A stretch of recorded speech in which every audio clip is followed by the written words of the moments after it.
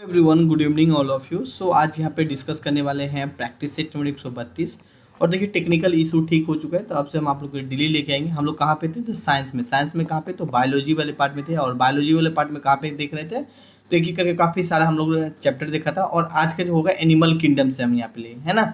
तो animal kingdom से लिए, तो थोड़ा सा हम आप लोग को यहाँ पे एनिमल किंगडम का मैं पहले अपना क्लास नोट्स दिखा देता हूँ जो आप लोग को प्रोवाइड करवाते हैं।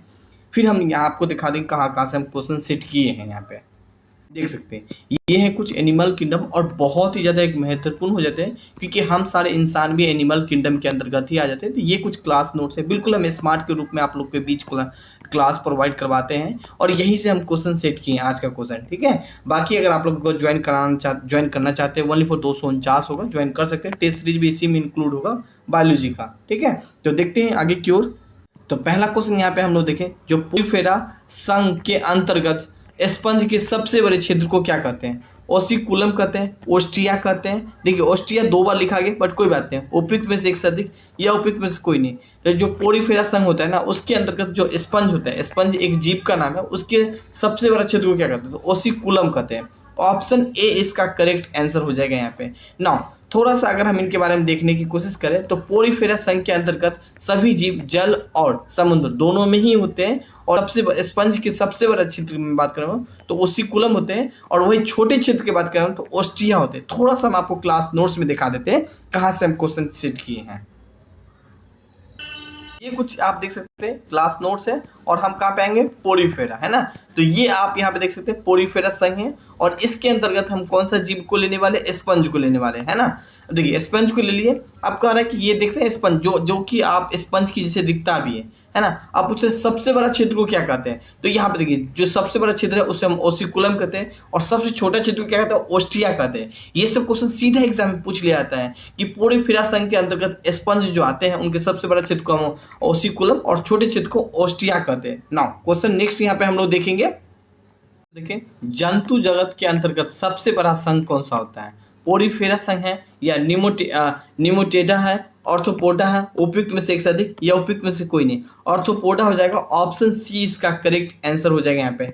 थोड़ा सा अगर हम इनके बारे में देखने की कोशिश करें यहाँ पे, तो देखिए जंतु जगत, ठीक है, जंतु जगत की सबसे बड़ा संघ की बात करें ऑर्थोपोडा है, जिसके अंतर्गत लगभग 10 लाख से भी अधिक जीव और प्रजातियों को सम्मिलित किया गया है। और जैसे कि कीट, मकड़ी, तितली, केकड़ा, ये सारे के सारे ऑर्थोपोडा के अंतर्गत ही आ जाते हैं। और एग्जाम्पल से ही क्वेश्चन पूछ लिया जाएगा, केकड़ा को किस संघ के अंतर्गत रखा गया? तो आपके ऑप्शन में होगा ऑर्थोपोडा। तो इस रूप में भी क्वेश्चन आप लोग के एग्जाम में पूछ लिया जाता है यहाँ पे। क्वेश्चन नेक्स्ट यहाँ पे हम लोग बात करें 3 क्वेश्चन बात करें, जेली फिश को किसके अंतर्गत रखा गया है? निडारिया के अंतर्गत। यहाँ पे जेली फिश है, तो आप लोग ये मत सोच लीजिए कि ये मछली है, नहीं मछली नहीं है। निडारिया संघ के अंतर्गत रखा गया, या मोलास्का संघ के अंतर्गत रखा गया, या मत्स्य वर्ग के अंतर्गत रखा गया, उपयुक्त में से एक से अधिक या उपयुक्त में से कोई नहीं। अगर मैं इनके आंसर की बात करूँ, जेली फिश को निडारिया संघ के अंतर्गत रखा गया। ऑप्शन ए इसका करेक्ट आंसर हो जाएगा यहाँ पे।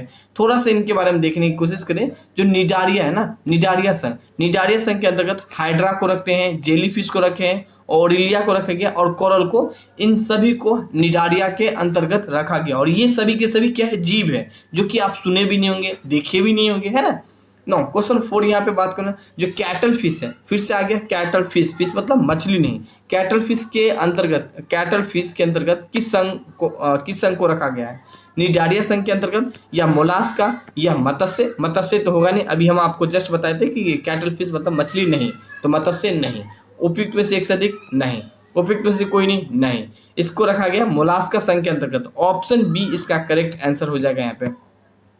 थोड़ा सा इनके बारे में देखें। मोलास्का जंतु जगत का सेकेंड सबसे बड़ा संघ है, और इसके अंतर्गत लगभग कैटल फिश, ऑक्टोपस, सीप, घोंगा को रखा गया यहाँ पे। क्वेश्चन नेक्स्ट यहाँ पे हम लोग बात करने वाले, जो उभयचर है, उभयचर के अंतर्गत आता है। मेढक आता है क्या? बिल्कुल मेढक आता है यहाँ पे।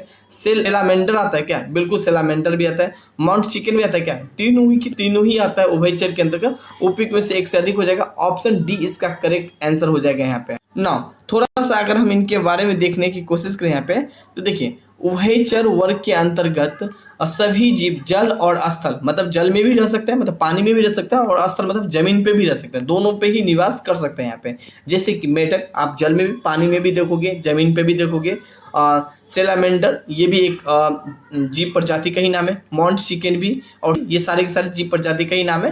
तो इस पॉइंट को भी थोड़ा सा अपने अकॉर्डिंग आप हाईलाइट कर सकते हैं। याद रखिएगा एग्जाम्पल से ज़्यादा क्वेश्चन पूछा जाता है आप लोग के एग्जाम में। क्वेश्चन नेक्स्ट यहाँ पे बात करें, जो मगरमच्छ होता है ना, मगरमच्छ के अंतर्गत कितने प्रकोष्ठ मतलब चैम्बर, यहाँ पे मिस्टेक है, सेल नहीं होना चाहिए, चैम्बर होना चाहिए, विभाजित होता है। यहाँ पे 2 को किया गया क्या? नहीं, 2 को नहीं किया गया। 3 को किया गया है? नहीं। 4 बिल्कुल, ऑप्शन सी इसका करेक्ट आंसर हो जाएगा। यहाँ पे मगरमच्छ का 4 चैम्बर होते हैं यहाँ पे। उपयुक्त में से कोई नहीं, उपयुक्त में से कोई, देखिए एक नहीं, देखिए अगर मैं इनका आंसर बात करूँ तो 3 नहीं होना चाहिए, 4 होगा, मिस्टेक है, बट कोई नहीं। यहाँ पे क्वेश्चन नेक्स्ट थोड़ा सा इनके बारे में देख लेते हैं। यहाँ पे जो मगरमच्छ है ना, उनको रेपेटाइल वर्ग के अंतर्गत रखा गया है, ठीक है। और रेपेटाइल वर्ग में जितने भी जीव आते हैं सभी के सभी इनका जो ब्लड होता है वो कॉल्ड ब्लड होता है। कॉल्ड मतलब होता है कि वो इन्वायरमेंट के साथ सर्वाइव नहीं कर सकते हैं। और इनमें जितने भी रेपेटाइल में जितने भी जीव होते हैं वो रेंग कर अपना चलते हैं। जैसे कि मगरमच्छ वगैरह को भी देखोगे तो वो रेंग के ही अपना चलते हैं, है ना। ना इसके अंतर्गत लगभग 6000 जीवों को रखा गया। मगरमच्छ में 4 चैम्बर होता है, जैसे कि अभी हम आप लोगों को बताते हैं, मिस्टेक से लेकर 4 चैम्बर होता है। बट मगर रेपेटाइल वर्ग के अंतर्गत जितने भी जीव आते हैं उनमें 3 चैम्बर होता है। तो एक्सेप्शनल केस है ना मगरमच्छ, एक्सेप्शनल केस से ही क्वेश्चन पूछ लिया जाता है। और देखिए इस टाइप के क्वेश्चन में क्यों सेट किया, क्योंकि अब आप लोग के एग्जाम में पहले जैसे नहीं कि हाँ 1 लाइन के रूप में कुछ भी पूछ दिया, तो क्वेश्चन का लेवल थोड़ा सा डिफिकल्ट वगैरह आने लगा है। तो थोड़ा संयम रखिए, हम साइंस का फिजिक्स भी लाएंगे और केमिस्ट्री भी लाएंगे। क्वेश्चन 7 देखिए, पक्षी वर्ग का जो रक्त होता है वो कैसा होता है? वार्म ब्लडेड होता है या कॉल्ड ब्लड होता है या हॉट ब्लड होता है? उपयुक्त में से एक से अधिक या उपयुक्त में से कोई नहीं। तो जो पक्षी वर्ग होता है ना उसका जो ब्लड के साथ वार्म ब्लड होता है। वार्म मतलब जो एनवायरनमेंट के साथ सर्वाइव कर सके। थोड़ा सा इनके बारे में देखें, पक्षी वर्ग के सभी जीवों का जो वार्म ब्लड होता है और इसमें लगभग 9000 जीव प्रजातियों को रखा गया है। इनके सभी जीवों में 4 चैम्बर होता है यहाँ पे। 9 क्वेश्चन नेक्स्ट यहाँ पे हम लोग बात करने वाले हैं 8 क्वेश्चन देखें। क्वेश्चन 8 यहाँ पे देखें, स्तनधारी वर्ग के अंतर्गत कितनी प्रजातियों जीव को रखा गया यहाँ पे? 6000 को, 4000 को, 1 लाख को, उपयुक्त में से एक से अधिक या उपयुक्त में से कोई नहीं। तो इसके अंतर्गत लगभग 6000 को रखा गया। ऑप्शन ए इसका करेक्ट आंसर हो जाएगा यहाँ पे।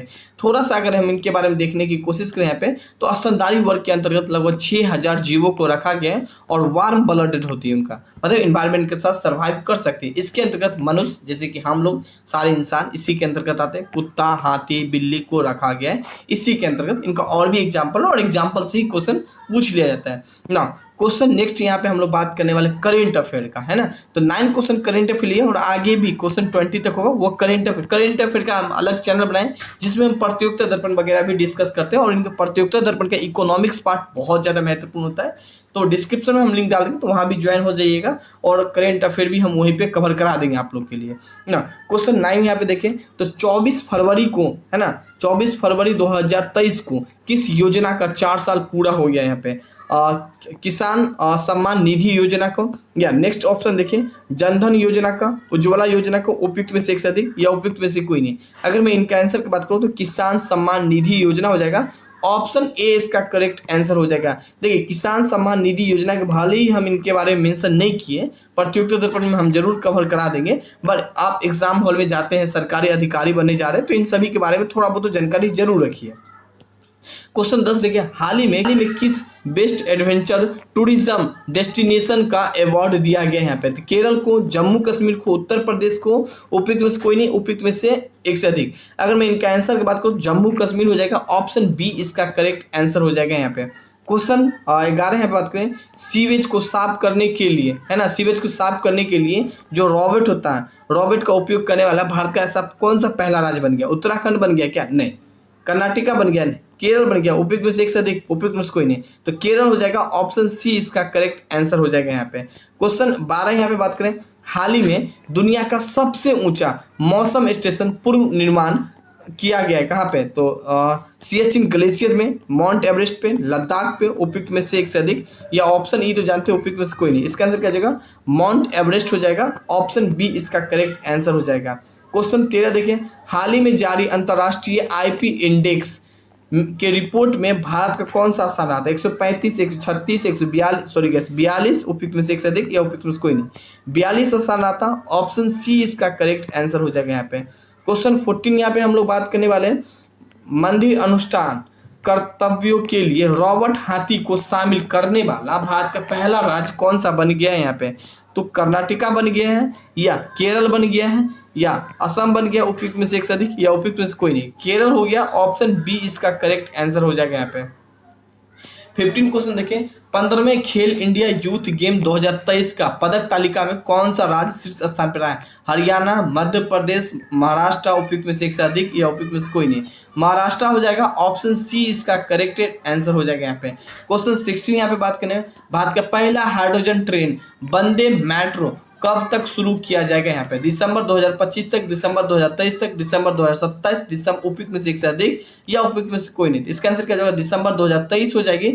ऑप्शन बी इसका करेक्ट आंसर हो जाएगा। क्वेश्चन 17 देखें, भारत का पहला राष्ट्रीय मेट्रो रेल ज्ञान केंद्र कहाँ बनाया जाएगा? कोलकाता में, दिल्ली में, या नेक्स्ट बात करने वाला हैदराबाद में, या उपयुक्त में से एक से अधिक, या उपयुक्त में से कोई नहीं। अगर मैं इनका आंसर की बात करने वाला हूं तो इसका आंसर हो जाएगा, यहाँ पे बात करूं तो दिल्ली हो जाएगा। ऑप्शन बी इसका करेक्ट आंसर हो जाएगा यहाँ पे। क्वेश्चन नेक्स्ट 18 देखें, विश्व खुशहाली सूचकांक 2023 में कौन सा देश 5 वर्ष लगातार 5 वर्ष तक शीर्ष स्थान पर है? अल्जीरिया नहीं, फिनलैंड, आइसलैंड, उपयुक्त में से एक से अधिक, उपयुक्त में से कोई नहीं।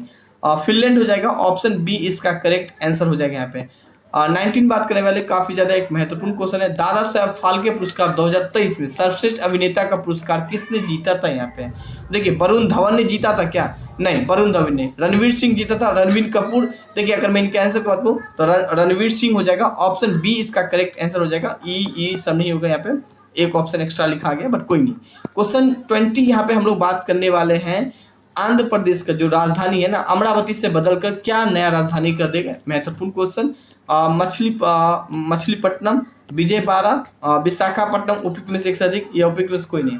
इसका आंसर क्या हो जाएगा? विशाखापट्टनम हो जाएगा। ऑप्शन सी इसका करेक्ट आंसर हो जाएगा। तो गाइस आज के लिए इतना ही, हम लोग कल फिर मिलेंगे और कल से रेगुलर रहेंगे।